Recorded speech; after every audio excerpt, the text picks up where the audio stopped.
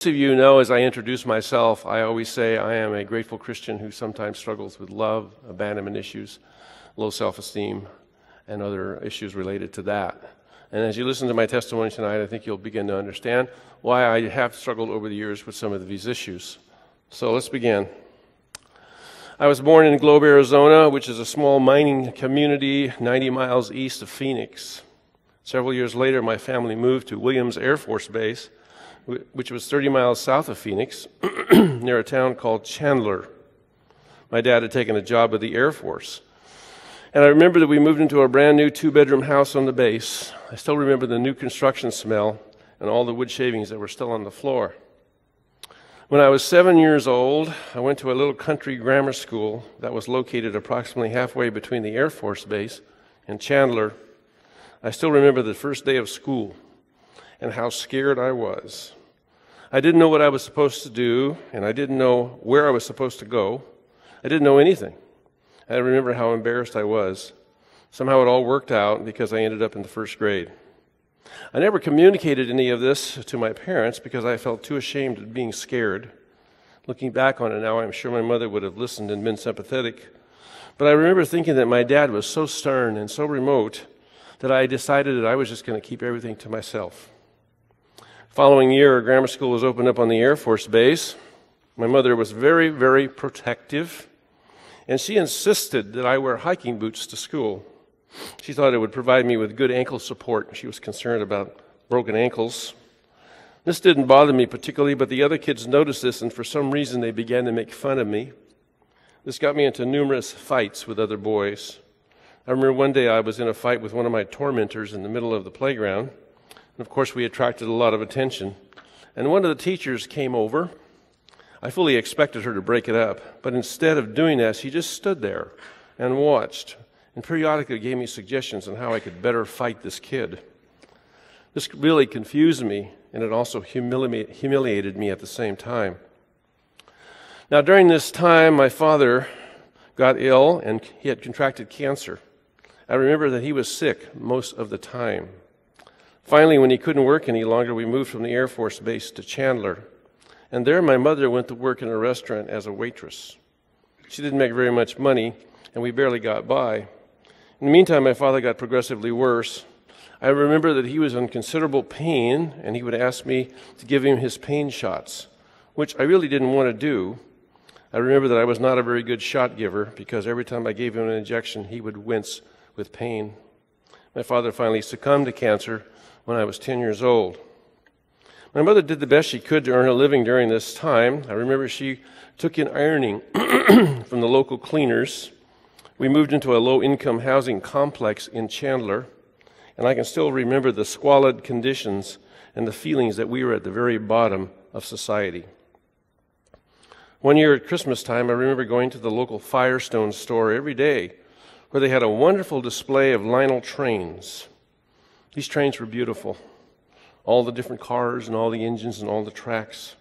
I just loved to go there and look at them and fantasize. I wanted one of these trains so bad.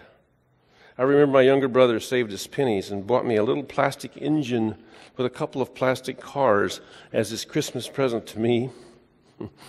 He was so proud, and I remember being so disappointed. But of course, I couldn't tell him that.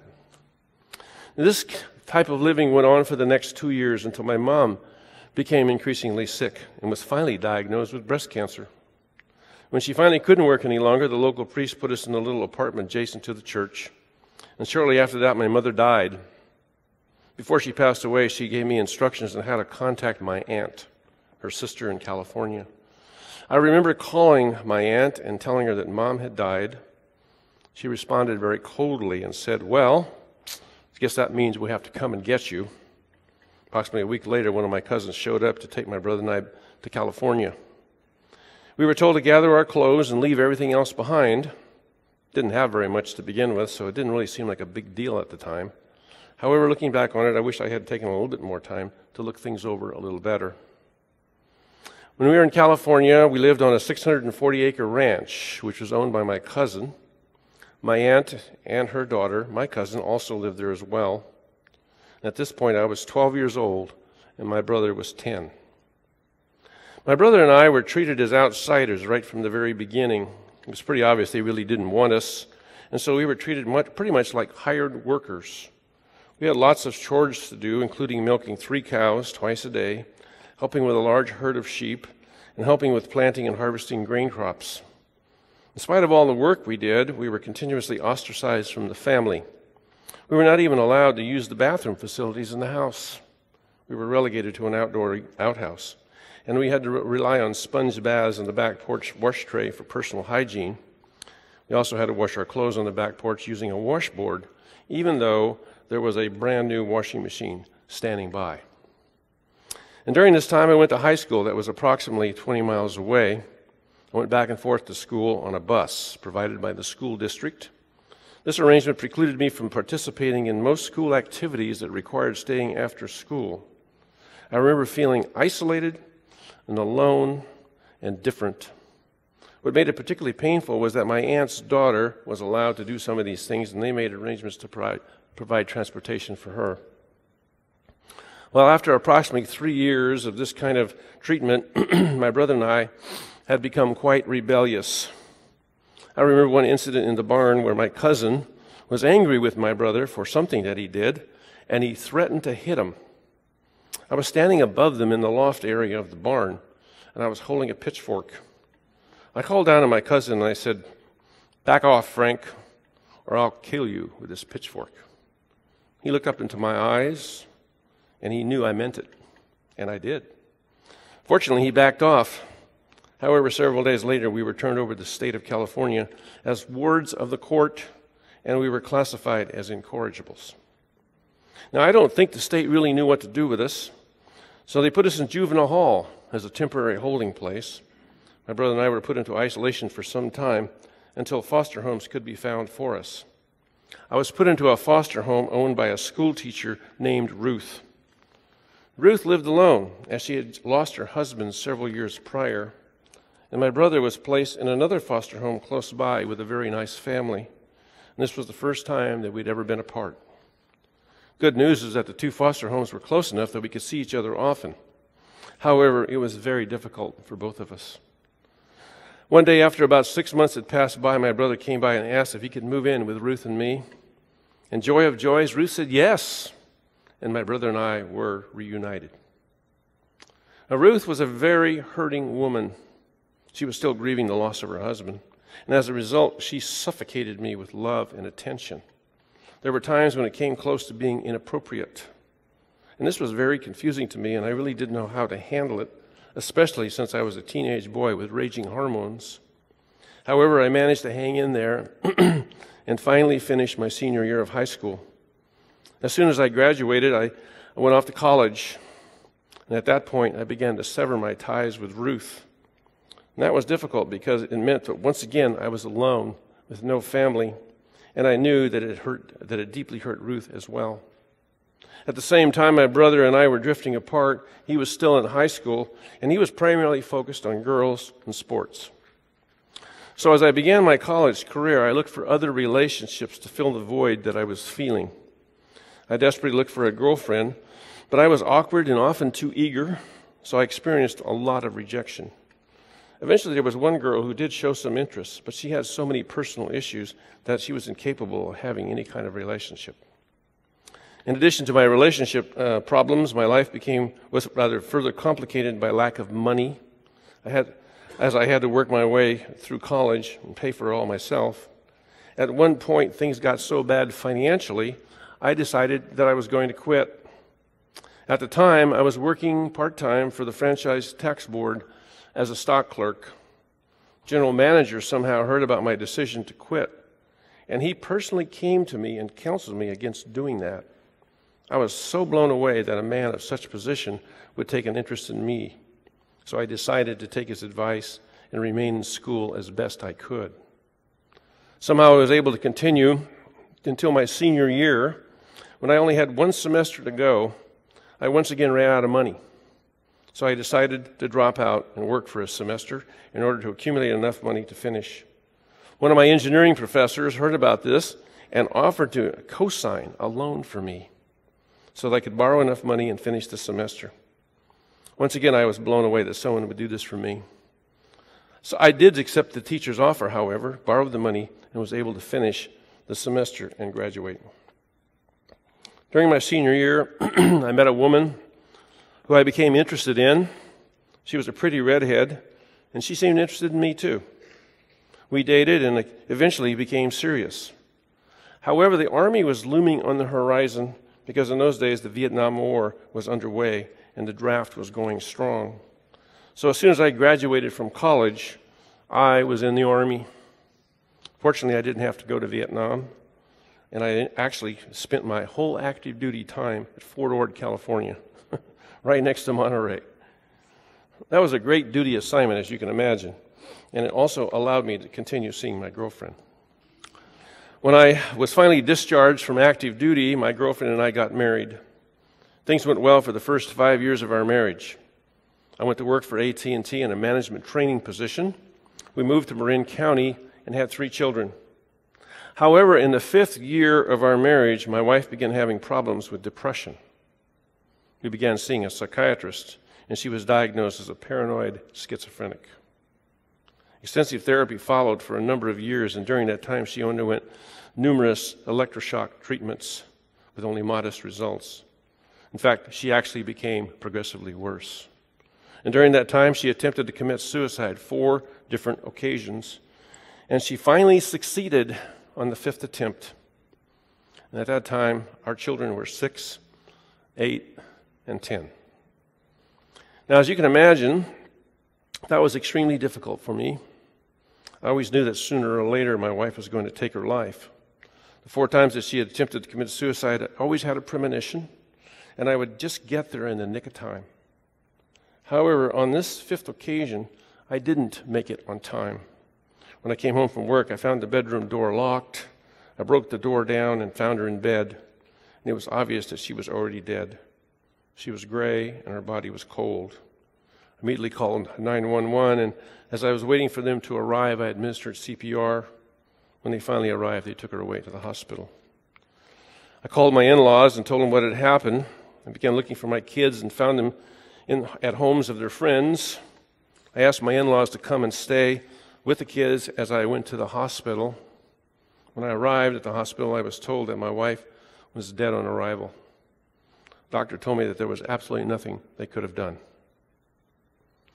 I remember the ride home from the hospital, wondering what I was going to say to the children. When I arrived, I could tell by the looks on their faces, they knew something terrible had happened. And I remember saying, guys, I have some really bad news. Today the angels came and took your mother home to heaven. I was not a Christian at the time, and I really didn't know what else to say. I remember them staring at me, their tender little faces. Finally, my daughter, Kira, asked, she says, Daddy, does that mean she's dead? I said, yes, Kira, Mommy's dead. The kids were numb. Slowly, the reality set in, and they began to weep. I remember the sounds of my father-in-law as he went into the kitchen and sobbed loudly. Now, I thought that I was prepared for the time when this would eventually take place, but as it turned out, I wasn't. I was a complete mess, and I just didn't know what to do. I remember calling my brother and telling him what had happened, and he immediately took time off from his job and spent a solid week with me every day. He literally dropped everything to be with me. He helped me so much, and I'm so grateful to him for that. After my wife's funeral, I decided that I was going to continue working for AT&T and focus on raising my kids. I decided I didn't want to get involved in another relationship, at least right away, even though I felt hurt, alone, and isolated. So I hired a housekeeper to take care of the household, and I began putting one foot in front of the other, and each day I tried to move ahead with my life. This plan continued for a while until something monumental happened that literally changed the direction of my life. I met a terrific woman.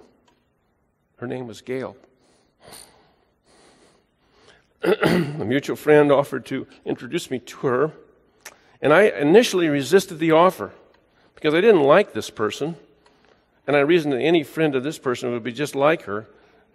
and that would not be somebody that I would want to have anything to do with. However, this person persisted, and I finally agreed to meet her friend, and I am so glad I did. It was through this process that I met Gail. Gail was the most incredible woman I had ever met. She was sweet and intelligent and beautiful and erudite and loving and kind. She was everything I could imagine that a woman could be. And the best part of all, she had no psychological problems. So as we began seeing each other, the attraction was absolutely magnetic. We were immediately drawn to each other. We were so compatible. It didn't take me very long to forget about my decision to avoid getting into another relationship. And approximately 4 months after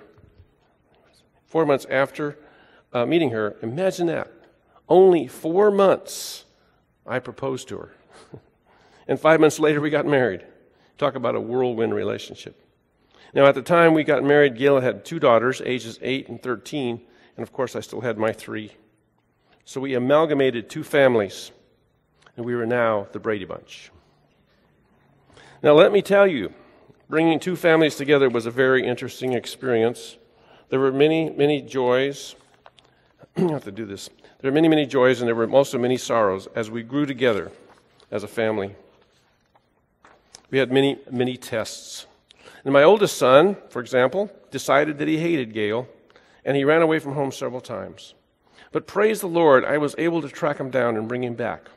That's a whole other story, an interesting story, by the way. And my youngest son decided to become a drug dealer, and that lasted for a short time until we busted him. 2 of my daughters decided to steal a neighbor's car and go joyriding at 2 o'clock in the morning. They were 14 at the time. And they might have gotten away with it, except they ran a red light going 40 miles an hour right in front of a policeman who happened to be parked at the corner. In addition to all this, there were several auto accidents which totaled 3 cars. Fortunately, no one was hurt. And there were many other incidents as well. There was a time when all 5 kids were teenagers at the same time. And I can tell you that was pure insanity. Gail and I could write a book, probably several books. But the good news is that the kids survived, and so did Gail and I. During this time, our neighbor across the street, who was a Christian, saw what was going on at our house, and she invited Gail to go to a women's retreat in Mission Springs. Gail went, and it was there that she accepted the Lord into her life. She came home and informed me that we were going to go to church. And that was okay, as I had been raised in the Catholic Church and thought religion was a good thing, and I thought it probably would be good for the kids too. So we started going to First Covenant Church in Oakland. I immediately became fascinated with the preaching. I had never heard preaching like that before. It focused on problems of life and how to deal with them using biblical principles. It was all about having a relationship with Jesus Christ. And I began to see how relevant the Bible was.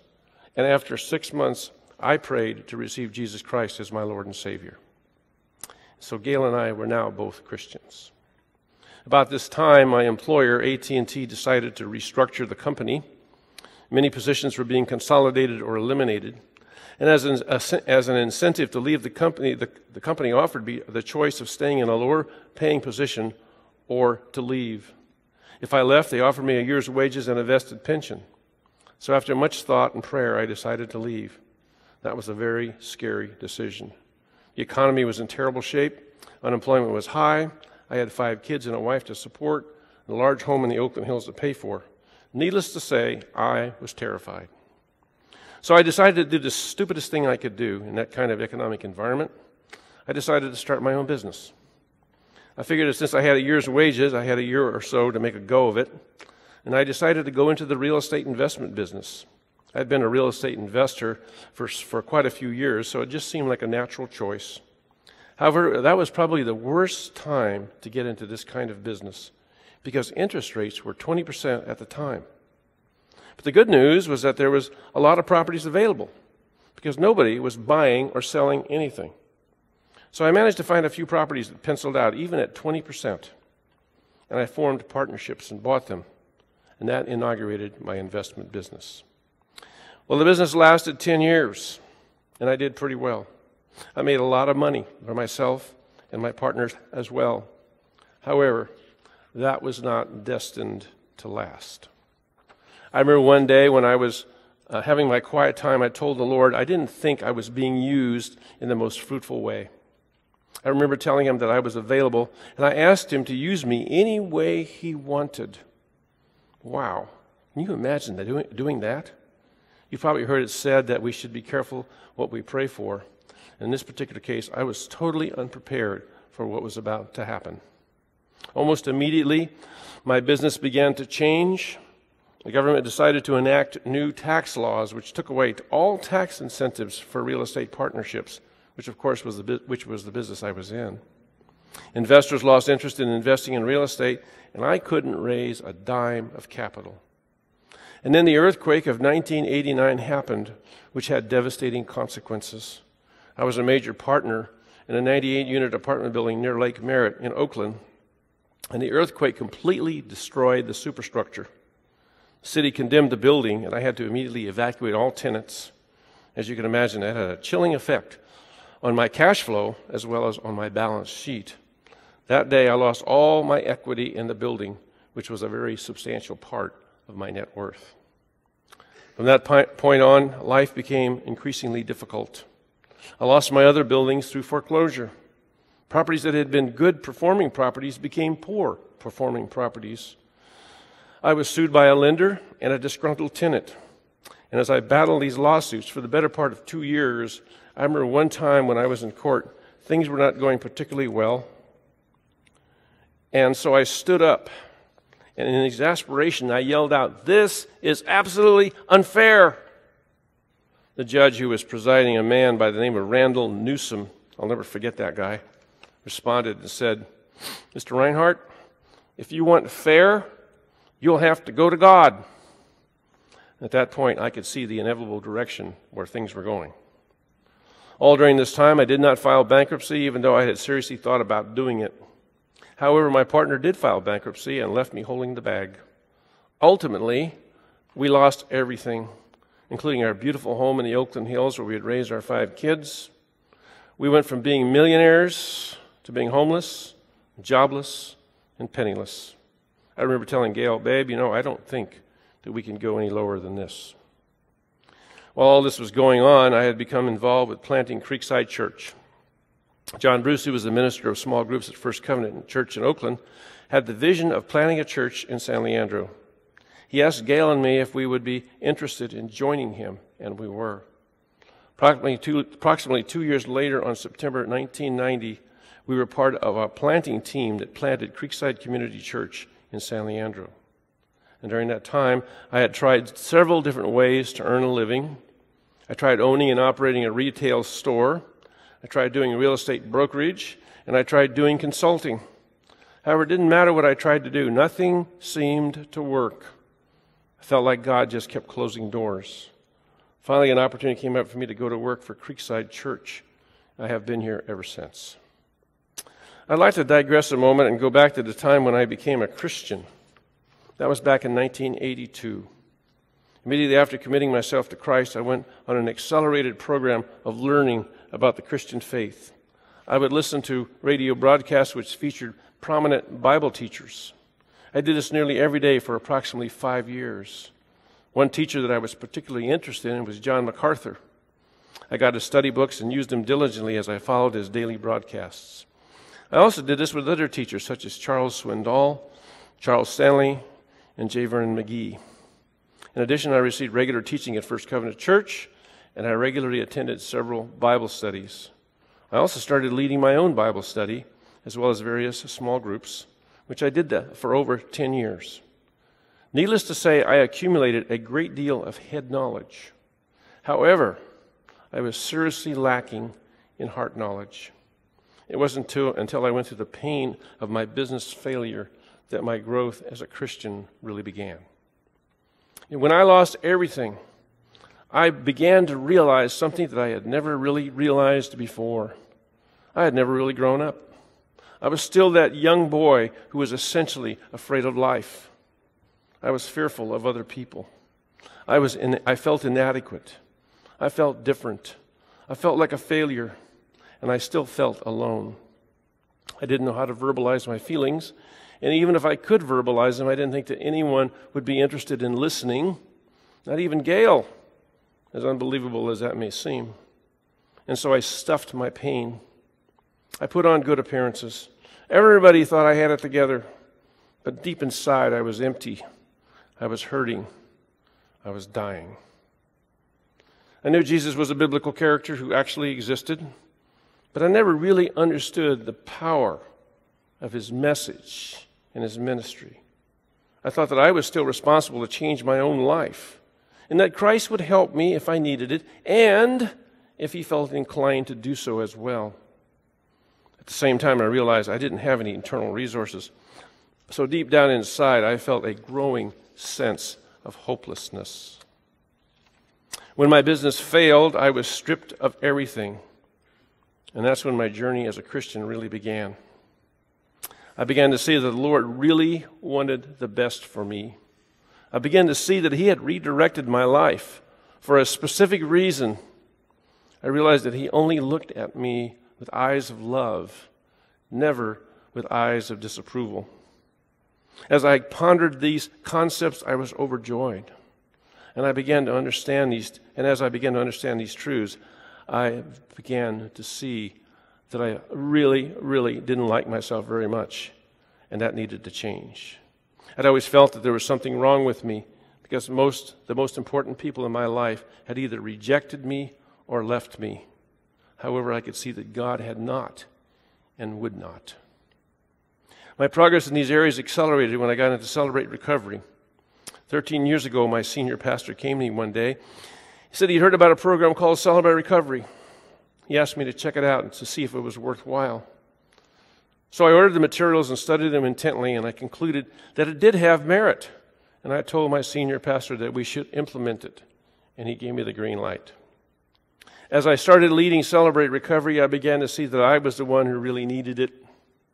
I needed to admit that I had a problem with rejection, abandonment, low self-esteem. In spite of all the progress that God had made in my life up to this point, I still had anxiety about relationships. I still believed I was generally worthless. And sooner or later, I felt that people would find out and reject me. I had a fear of intimacy, and sometimes when I looked inside of myself, I saw nothing of value. In Celebrate Recovery, I learned that Jesus doesn't look at me that way. What made me finally understand that was the cross. See, I finally understood that Jesus willingly allowed himself to be tortured and killed so that the penalty for my sins could be paid. He did that because I'm valuable to him. I came to understand that Jesus really does love me, and that he's always loved me. And I came to understand that I have worth in the eyes of God of the universe. What a realization that was. That was so revolutionary. And I can't tell you how much it means to me. Celebrate Recovery, I also learned that Jesus wants me to love other people in the same way. This includes all people, even those who have rejected me or hurt me. I also learned that I can do this because Jesus gives me the power to do it. This has inspired me to reach out to others, and as I've done that, I've also experienced another benefit. I found out that I truly do love other people, perhaps for the first time in my life. My perspective of other people has changed. I no longer view them with suspicion. I don't have to worry about being acceptable or worthy. Jesus loves me, and he's calling me to love others, and that's all that matters. Love does truly cover a multitude of sins. As I began to respond to the Lord, he began to cleanse me. For the first time in my life, my quest for personal holiness started to bear fruit. My interest in money and power and prestige and other worldly pursuits began to diminish. I'd like to say that these things are all gone, but that's simply not true. The Lord still has much work to do. And in working on these things, the Lord has been revealing new areas that I need to work on. One of them happens to be anger. I never really thought of myself as being a particularly angry person, but lately I have been beginning to see that this is the case. Once again, I have to turn this issue over to him as well so that he can do the necessary regeneration work. I feel like the proverbial pot of gold that's being heated up so that the dross can be removed. But I have faith in him. I know that I can look to him for everything I need in my life. And he responds in various ways through my loving wife, my family, all the friends he's put in my life, and most of all, through his personal presence in my life. I'd like to close with a verse that has come to mean a great deal to me. It comes from Galatians chapter 2, verses 20 through 21. And it reads, "My old self has been crucified with Christ. It's no longer I who live, but Christ lives in me. So I live in this earthly body by trusting in the Son of God, who loved me and gave himself for me." Thank you all for letting me share.